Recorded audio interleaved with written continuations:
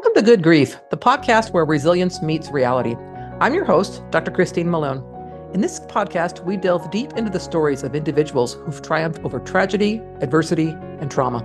In every episode, we bring you raw and honest narratives from guests who faced life's most challenging moments head on. Through candid conversations, they share their journeys of resilience, shedding light on the strategies, mindset shifts, and support systems that empowered them to rise above their darkest hours. Join us as we explore the profound depths of human resilience and discover how, even in the face of life's toughest trials, there can be light, growth, and yes, good grief.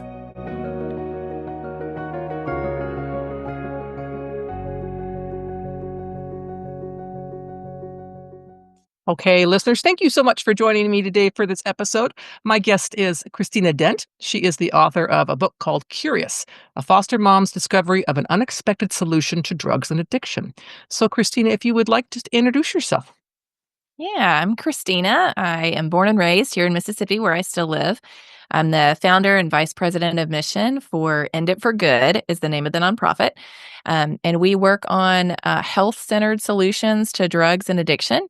And our mission really is, how can we help more people find a thriving, healthy life? And how can we prevent harm in this realm related to drugs and addiction? So I've had a lot of incredible opportunities working on that. And a lot of those have come because I did not have this perspective of a health-centered approach to drug use or addiction before.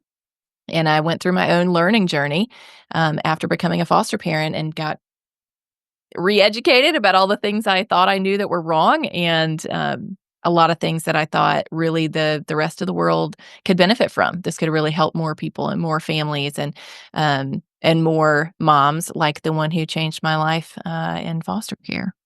So, tell me about the foster care experience that you had. Yeah, so my husband and I became foster parents in our early 30s.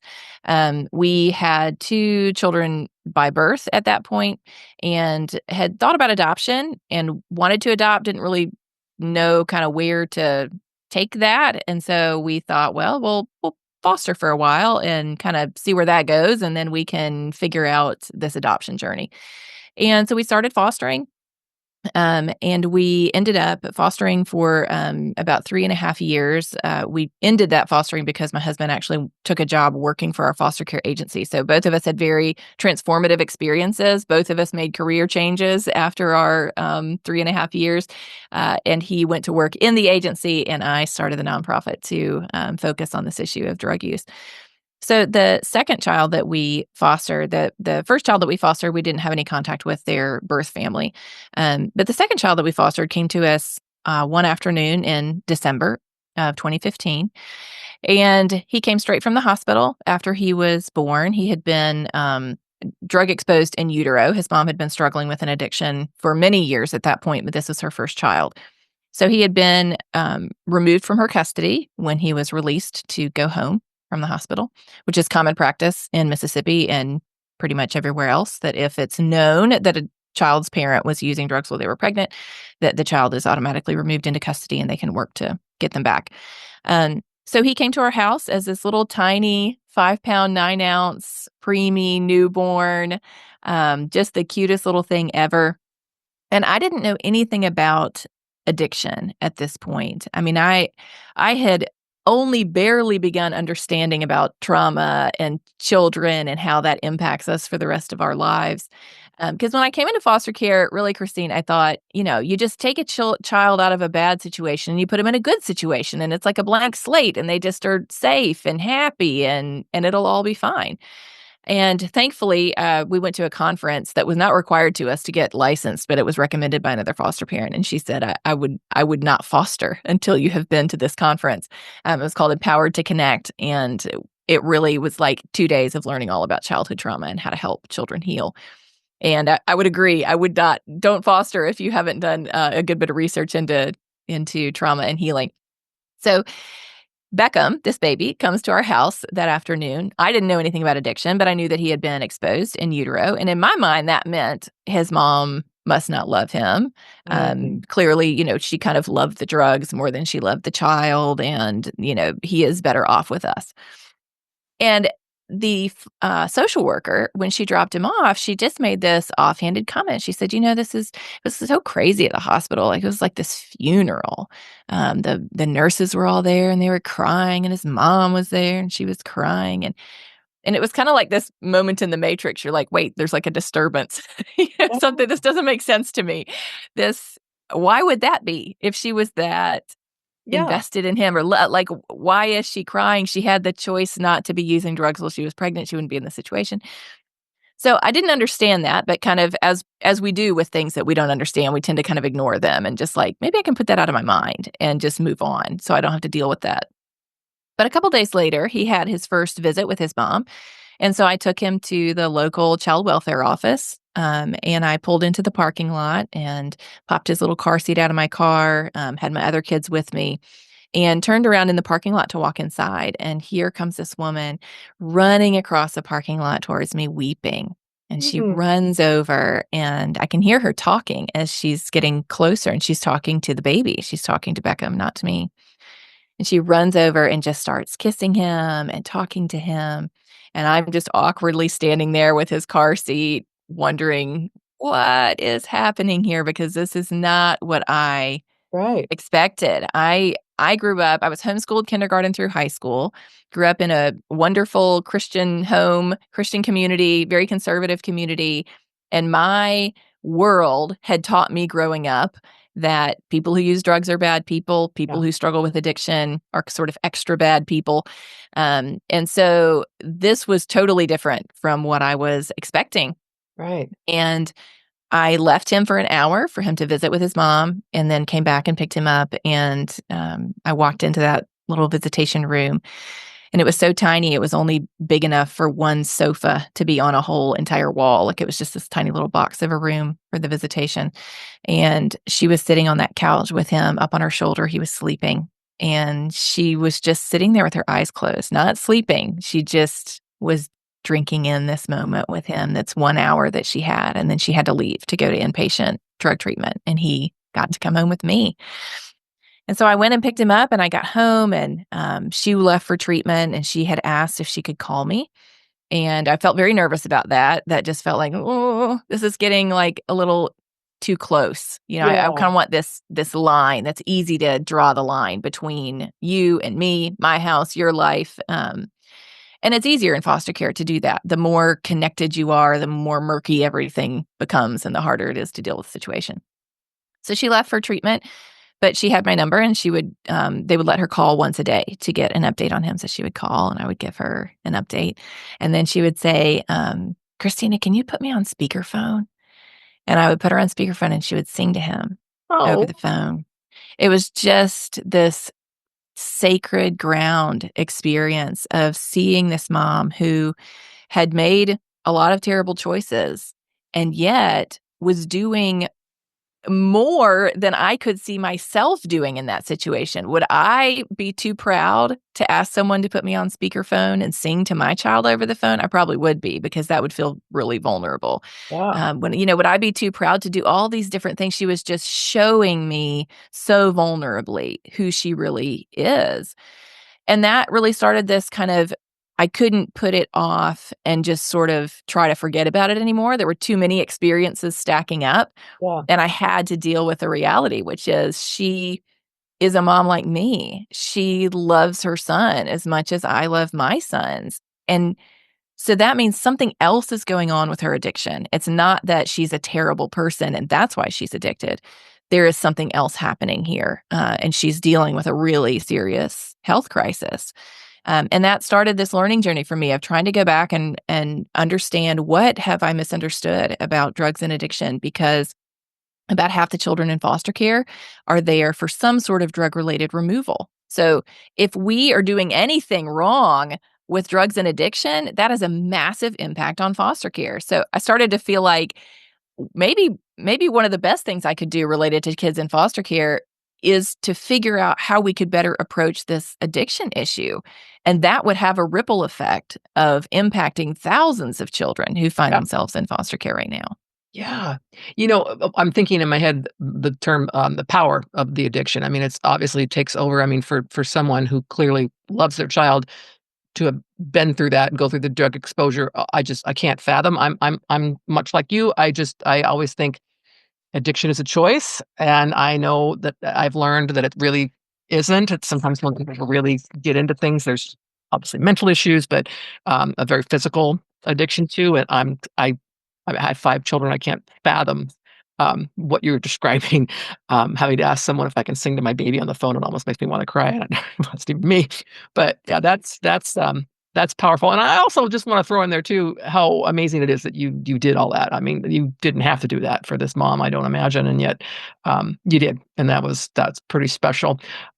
I also it really the whole idea of looking for ways to deal with addiction.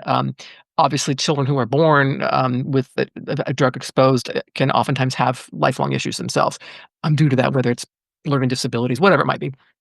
And avoiding all of that would be just absolutely wonderful as well. So, how long did Beckham live with you? Did you have him for long?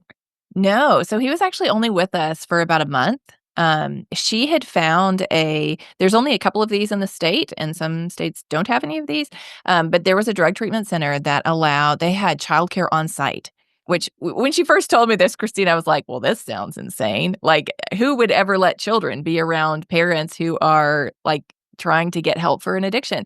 And now I'm such a huge advocate for this because she was able to go. It took about a month for the judge to be able to let Beckham go and be with her there. So she would go. They stayed in their own little room together, like dormitory room at the treatment center. They have a nursery there. So during the day, he would go to the nursery while she went to all of her classes and meetings and all the things that she was doing in treatment. And then he would come back with her and she would have all of that bonding time with him, just like every mother and child needs to have. So Joanne would be the first to say that him being in foster care was the right thing to do, that she could not care for him appropriately without dealing with her addiction. So she wouldn't say, no, he never should have been taken away. What happened was the right thing in that particular situation, which is her addiction had taken over her life enough that she was not able to be competent to care for him at that point. And yet she was able to very quickly make some choices and find an opening at this particular treatment center and get Beckham to come there with her. And she would say, every day it then allowed me to be able to see why I'm working on this. Like, Yeah. he's here with me. I get to hug him. I get to sleep next to him. I get to bond in this way that reminds me all this hard work that I'm doing in therapy and all of the things I'm doing in treatment. This is why I'm doing it. And instead of kind of breaking apart that bond so early in life, they were really able to support that bond and help her to be able to get the help that she needed. But for many people, they don't have that experience. That's a unique experience to have all of those things in place. A lot, if Joanne had gotten caught by the police, she was using drugs that were not legal. So she could have just ended up in prison for 5 or 10 years. That regularly happens here and many other places. And yet she didn't need prison and punishment because what she went to treatment for was trauma-informed recovery. It was helping her deal with the pain and the trauma in her own life so that she could not use those substances to be able to numb that pain. Right. And that, I think, is a big part of what we have misunderstood about substance use is it is a coping mechanism for pain, for grief, for trauma, for lots of things that we don't want to feel because life is really hard and it doesn't. I had a wonderful childhood. I still experienced lots of loss. We can't avoid that in the world that we live in. Everyone is dealing with loss and grief. And so what do we do to deal with that? Well, some of us were gifted by the people who, raised us and by our life experiences with good tools to be able to handle that in a way that is not self-destructive, or at least not destructive to the point of destroying our life. But for others, there is a powerful draw towards substance use because when you have a hard time being present in the life that you have, being able to numb some of that pain is incredibly powerful. And so when we think about whether it is parents who are using drugs while they're pregnant, I often like to think, you know, a mom has a choice. Even it depends. No matter where you live, a mom could go and get an abortion. She's not. She's not choosing to do that. So, what would be going on in this mom's life that she is wanting to carry this baby to full term, and yet is not able to break that addiction? And Joanne and I have talked a lot about this in the years since then, because I knew that she wanted to be a mom so badly, like her whole life.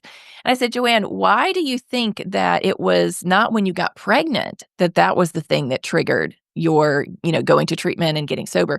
Why was it his birth, even though you knew that you were going to have a baby? And she said, and I respect this so much. She said, I don't know. I don't know. I wish it had been that way. I wish it wasn't that I wasn't excited about having him.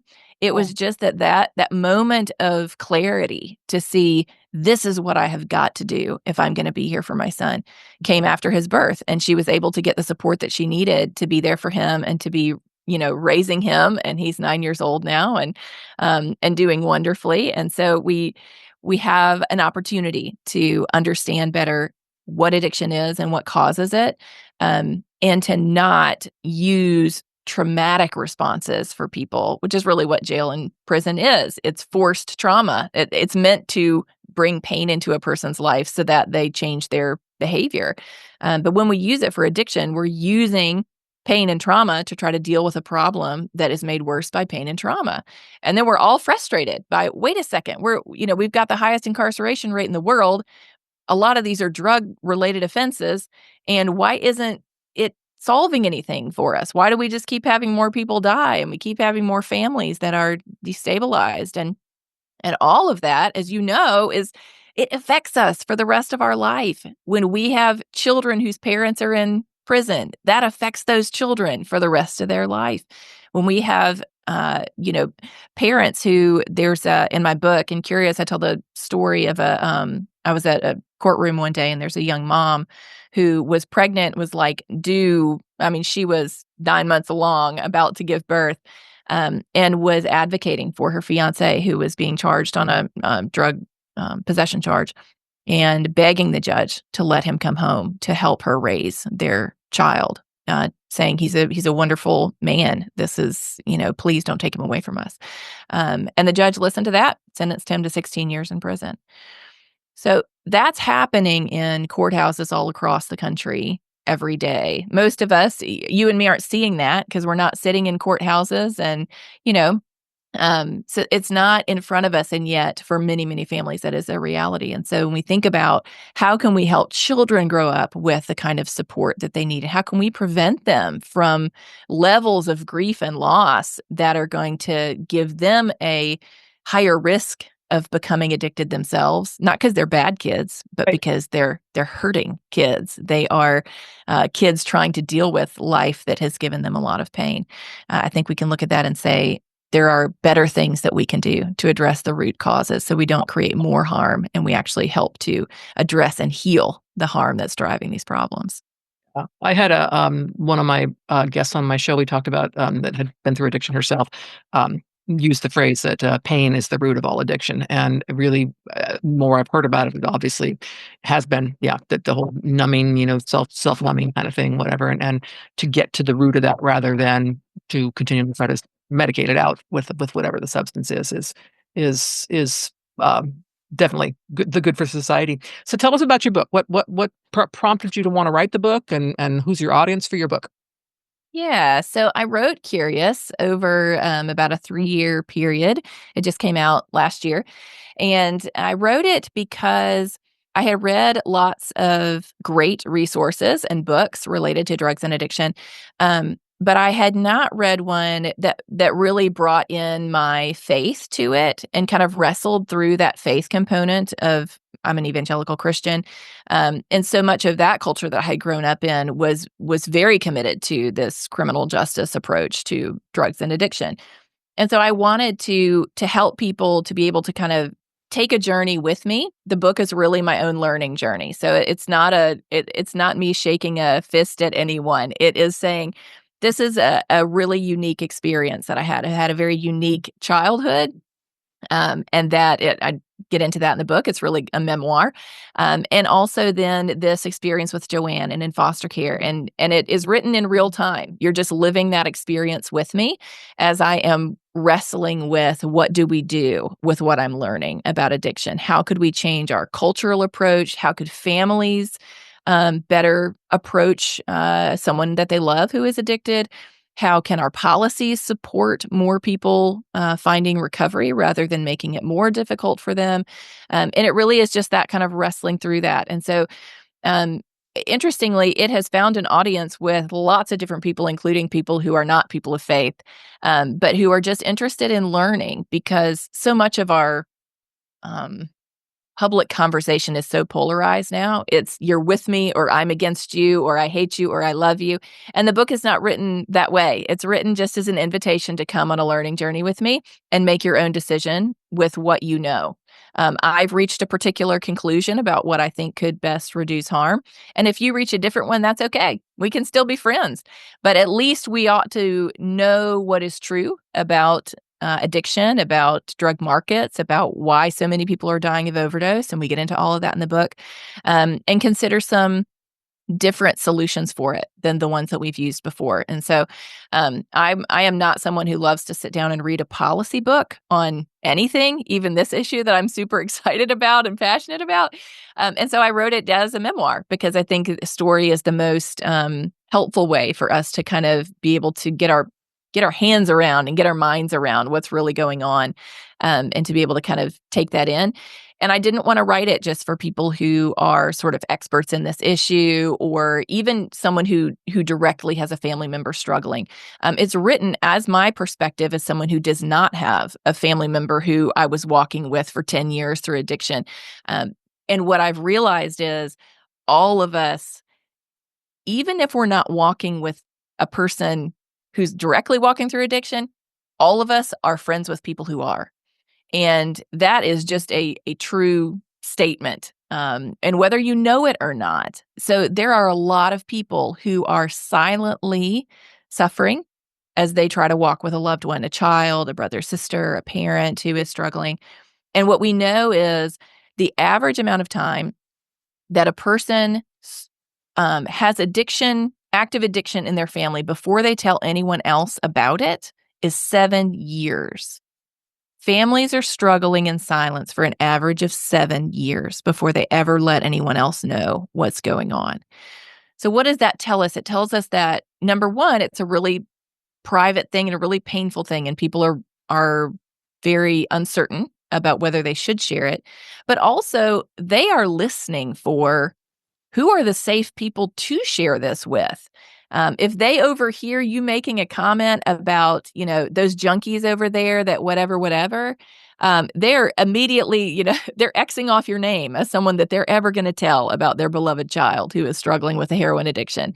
And maybe instead they're telling you, so-and-so is working out west or, they're whatever. And it maybe they are, maybe they're in jail, maybe they're in treatment, maybe they're struggling on the street somewhere.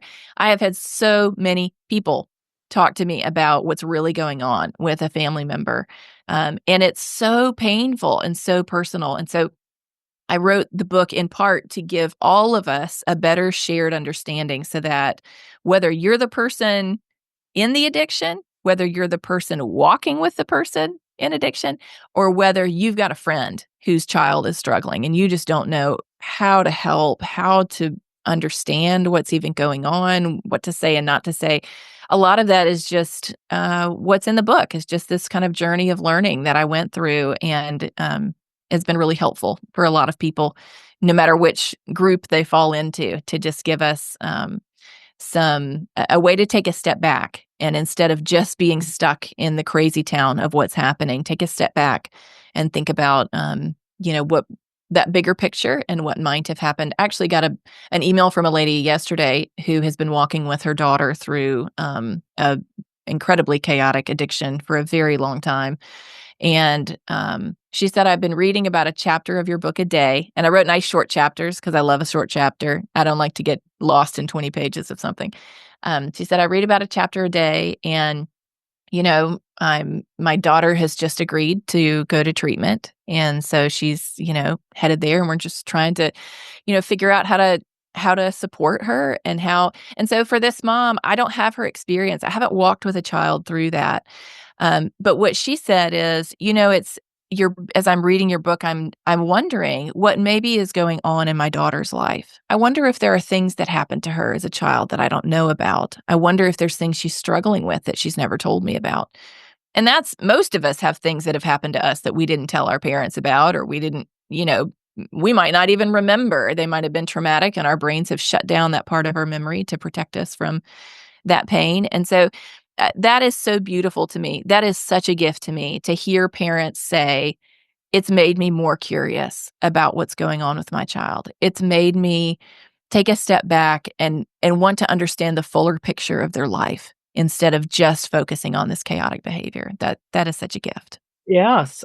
One thing that I'm thinking, the word stigma comes to mind. I know people don't want to talk about mental illness, drug abuse. They don't want to talk about that. It's a big stigmatized, and that's probably part of the reason why people aren't wanting to talk to their friends. I don't want to tell you about this, what my daughter's going through. There's also a lot of blame, right? So it's like, well, what did you do? You weren't a very good mom because how come this child has got this thing going on? I can't tell you how many times I've heard that. So what I love about your book is it's challenging that mind frame, and as we were saying earlier, I also have often thought, well, why don't you just stop, rather than looking at what's the cause, and what could actually help this thing. And I think, like many stigmatized topics, that talking about it is definitely part of what can make things um, helpful. So I can just imagine how it makes you feel when you get those emails from people actually finding benefit, because I know myself that is just like, wow, if I helped one person, I'm Yeah. And for parents out there, because it is, you're right, the stigma is so great. And even if you start thinking about this kind of what's really going on, you are totally right. The feeling of like, oh no, did I do something? I was trying my very best. What happened? And I want parents to not feel that, because I look at my own childhood. I had a wonderful childhood. I had wonderful parents. I don't remember my parents ever raising their voices at each other in anger, much less even, there was no abuse that was a part of it. And yet, I've had a tortured relationship with food for most of my life. I don't understand why that is. I've been to therapy. I don't know why it is that I use food as a coping mechanism, and what the things are and why it is that those things trigger that. And I don't think about that as my parents did that to me. I think about it as life is really hard in a broken world, and all of us are using things to cope. Some of those are healthy, some of those are unhealthy, and all of us are on a journey towards healing. No matter what, I'm no different than the person who's struggling with a heroin addiction. They I've never tried heroin. It could be that if I had tried it, I would have found like, "Oh man, this finally makes me feel great. This takes away the pain that I still experienced, even though I had a wonderful childhood." So I hope that parents feel free from that they don't take this as a personal thing, but rather this is the brokenness of the world is much bigger than our parenting. And if there's anything, I have 3 sons, a couple of them are teenagers. If there's anything about this work, it has made me more aware of how easy it is for somebody to become addicted, and that if my own sons struggle with addiction, it won't mean that I haven't tried my best, that I haven't done everything that I knew to do. It will mean that they have found something as a coping mechanism, that might be really harmful to them. And how can I then just help them begin to get curious about what's really going on underneath that? We focus so much on the substance use. Drugs are a solution. They're not the problem. The problem is what's deeper. The drugs have come in as a solution attempt to solve that deeper problem. So that's what we need to be focused on. And for me, I'm always on my own journey of healing myself. I still go to therapy because I still need that. I still need the help to walk through the losses in my own life and how they continue to impact me over time.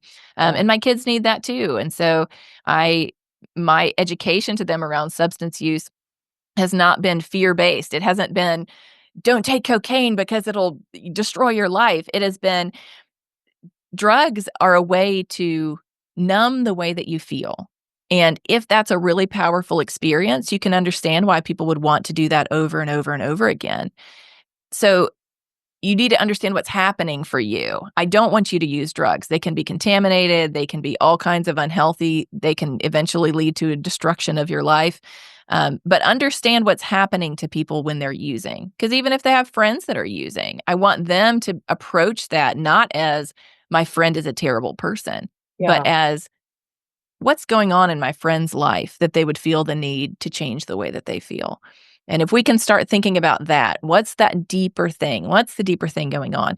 Then we can, I think, help a lot more people find healthy coping mechanisms and be able to build a life that they want to be fully present for instead of a Right. life that they want to numb. All excellent points. I do want to circle back and have you tell us, how is Joanne doing today? Yes, she is doing great. So that our stories collided in 2015, and we have remained friends since then. Beckham has been back with her since then.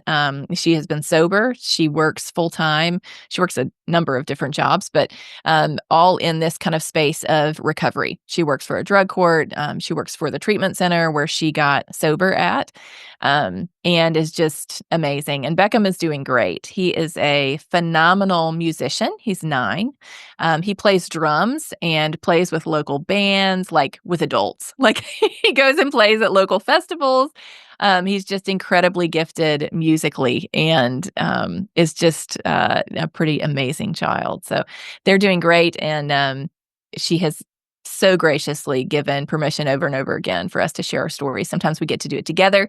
Um, but she sees it as just the work of God that he's done in both of us, that we both got to be part of transformation in the other one's life. And that's a really beautiful thing. And I'm so thankful for her vulnerability. I see her as the hero of the story because if she had kept me at arm's length, she would have allowed me to stay in that stigmatized view of addiction and never get close enough to see that there was a lot I didn't know. And so I'm incredibly thankful for her and would love to give out some free books to your listeners. We love to do this because we just want to introduce more people and invite them into this conversation. So if you are in the US and would like a free copy of my book, Curious, we've got about 10 of those to give away.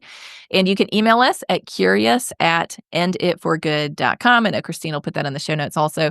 Email us at curious@enditforgood.com. Tell us where you heard it, and we will send out, we've got physical books, we've got ebooks, we've got the audiobook version that I read to you. So whatever way you want to go about consuming that, we would love to invite you into that conversation. And especially if you're walking through this with a loved one, we want to provide you a little bit of a lifeline and some hope. Wonderful. Yes, we'll put that in the podcast notes as well as a link to your website for your foundation, so on. So anything else that you want to share, we'll put that in the. Awesome. But Christina, thank you so much for sharing your story with us today. It's been fantastic to hear it. Definitely, I learn something new in every podcast I do, and this one I'm thinking, I'm completely gonna have to rethink my thoughts on people who struggle with addiction and give them some grace because there's more to it than just can't stop, whatever. I mean, Yeah. Yep. Yep. It's a lot of deeper things going on. So thank you so much for having me, Christine. This is a joy. I know all of us are walking through grief and hard things, and it's wonderful to have a little place to have a safe space for that and to learn and grow and to be reminded of some hope too. absolutely. Well, thank you so much. Thanks.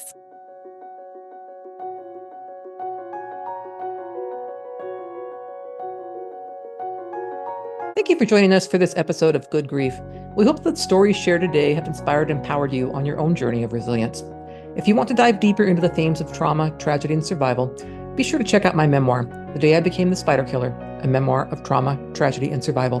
In this book, I shared my own raw and honest experiences, offering insights and strategies for overcoming life's toughest challenges. You can purchase the book on Amazon, Barnes & Noble, or listen to it on Audible. Your support helps us continue to bring these powerful stories to light and spread a message of hope and resilience. Stay tuned for more incredible stories on our next episode. Until then, remember, even in the face of life's toughest trials, there can be light, growth, and good grief.